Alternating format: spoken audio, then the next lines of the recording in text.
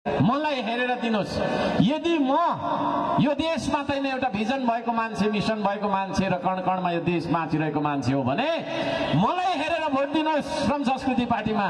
र मैले बहुमत पाएर हाम्रो पार्टीले तपाईको चाहिँ तपाईहरुको जीवनमा परिवर्तन देखिने गरी महसुस हुने गरी ल्याउन सकिनौ भने म देशै छोड्दिन्छु, बस्दिन नेपालमा है। म नागरिकता त्याग गरेर हैन मलाई बस्न सुहाउँदैन भनेर म छोड्दिन्छु। मैले यही प्रतिबद्धता दिएको थिएँ धरानमा। यदि धराने जनताको मन जितेर काम गरिन भने म धरान आउँदिन, बस्दिन भनेको थिएँ। तर अहिले धरान मात्रै नभएर ताप्लेजुङको पनि मन जितेरै होला। 1 घण्टा भन्दा 2 घण्टा भन्दा धेरै मान्छे तपाईँ उभिएर यहाँ बसिराख्नु भएको छ हो। म तपाईहरुलाई धोका दिन्न है। मुकुमलुङ पाथीभराको कसम खाएर भन्छु, 1 पैसा भ्रष्टाचार गर्दिन है। जुन दिन भ्रष्टाचार गरेको पैसा गरेछु र त्यो पैसा मेरो तपाईको खाएछु भने 1 रुपैयाँ खाएछु भने त्यही पल मेरो मरण होस्।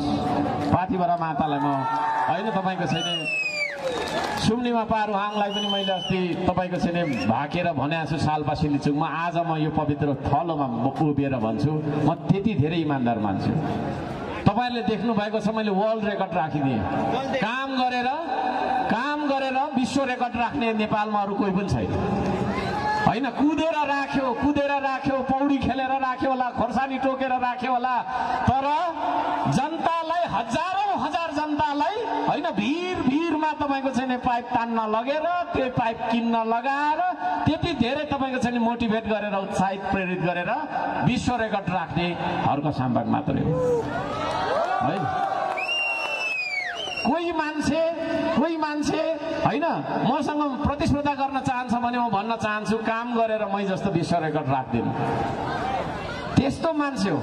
त्यसो भएको कारणले गर्दाखेरि यति इमानदार मान्छे नेतृत्व गर्छु भनेर आउँदै गर्दा तपाईहरुले यसपालि मत परिवर्तन गर्नु भएन भने हैन अर्को साम्बाङ सधैँ यो धरतीमा जन्मिन्छ जस्तो मलाई लाग्दैन।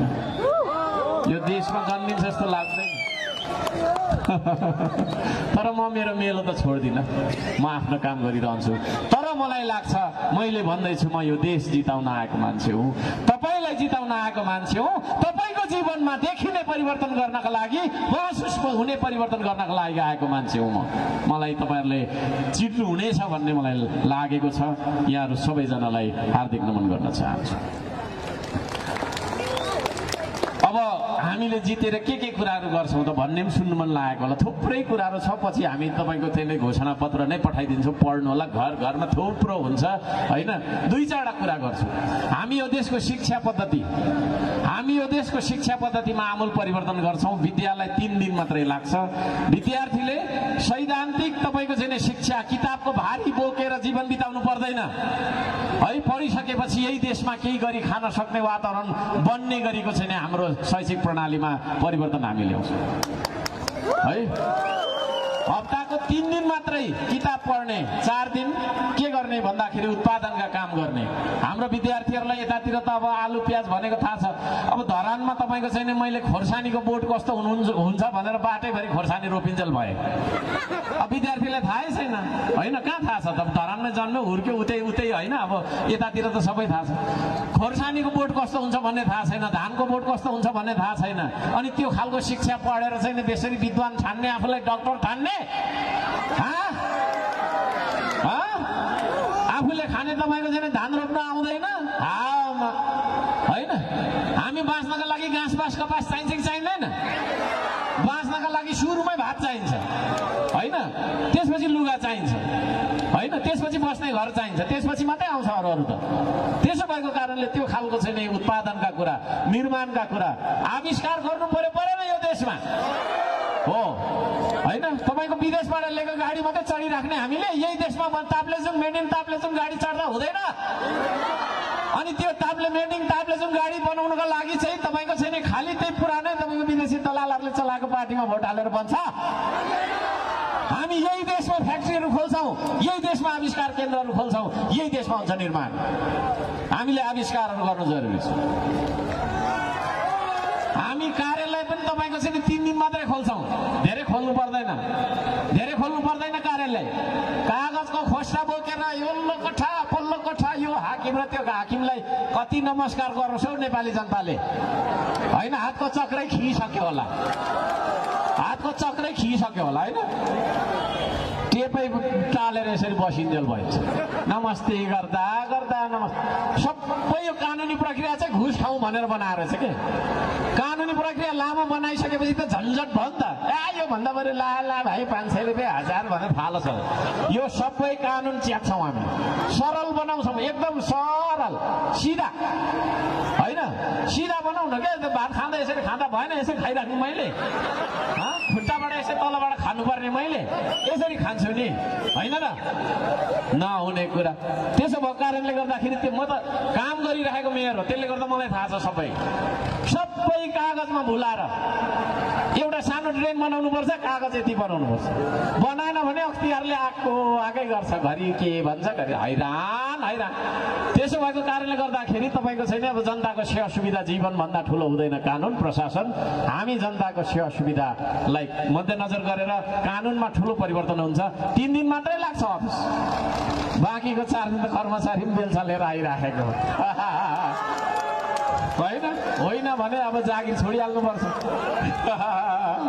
होइन, बाटैभरि खोर्सानी फलिरहेको, प्याज फलिरहेको, होइन, फलफुलमा ठोकिरहेको क्या। यसो हिँड्दै बाटोमा डङ्गा ठोक्यो के रहेछ भन्दा आँपमा पो ठोकिरहेको।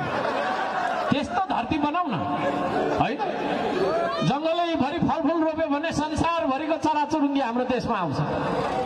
अहिले जङ्गल जाउँ न, चरा छैन, खानेकुरा भएको हुन्छ। फेरि एउटा चरा आयो भने बुद्धि हाम्रो एउटा गुलेली लगेर ट्याक्कै मार्न अरे, भरे राति फेरि रक्सीसँग सुत्न अरे। यो खालको बुद्धि छ। त्यसो पनि नगरौँ। होइन, त्यसो भएको कारणले गर्दाखेरि म भन्न चाहन्छु हामी श्रममा विश्वास गर्छौँ, विभेदको अन्त्य गर्छौँ। हामी यो देशमा विभेद कामको कारणले भएको होइन। धेरै काम गर्नेलाई कामी भनेर घरभित्र पस्नु नदिएको। गफ गर्ने मान्छे ठुलो, अरे कसरी ठुलो भयो गफ गर्ने मान्छे? होइन, गफ गर्ने मान्छे मिठो गफ गर्ने मान्छे चाहिँ ठुलो, त्यो होइन। विभेदको अन्त्य हुन्छ। हामी यो देशमा होइन प्रत्यक्ष कार्यकारीको चुनाव गराउँछौँ है। त्यस पछाडि यो दल पनि चाहिँदैन, त्यस पछाडि यो दल पनि चाहिँदैन है। यो दल बिनाकै मान्छे एकजना उड्दा पनि हुन्छ। यो दलदेखि हैरान हैरान भएर मैले दलै खोलेँ, किनभने होइन नाला सफा गर्नुलाई नालै भित्र जानुपर्ने रहेछ क्या। म त नाला पनि सफा गर्छु नि त। अचम्म मान्छेले गनाउने भित्र कस्तो प्रमुख आएको भन्छ है, छक्क पर्छ। झन्डै ढल्यो सरसफाइ कर्मीहरू मलाई सुरुको दिनमा देख्दा।